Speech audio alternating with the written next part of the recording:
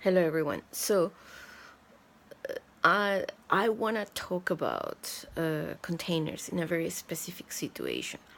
I lived in community for a very long time, and one of the things that became very clear for me is that we all go around at work, in our families, entering and leaving containers that are very covert, that nobody explicitly agrees, but we all take in.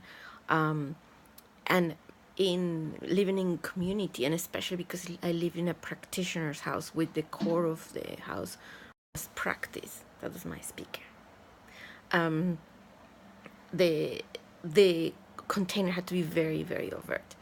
Like, everybody needed to be sure that they wanted to opt in for a house, and living in community and living in a place where practice was at the core of it.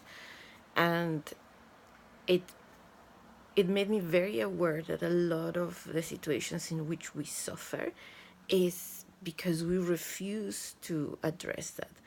And I had a bit of experience talking to people who are into TL and reinventing organizations, and a lot of the problem is like the organization gives you an set of layers and positions and how they relate, and that doesn't match reality.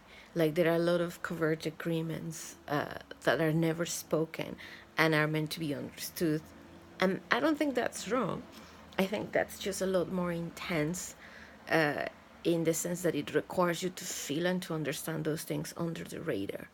And if you have no skill moving from covert to overt, it's actually quite hard, and it just means that you may be navigating a minefield.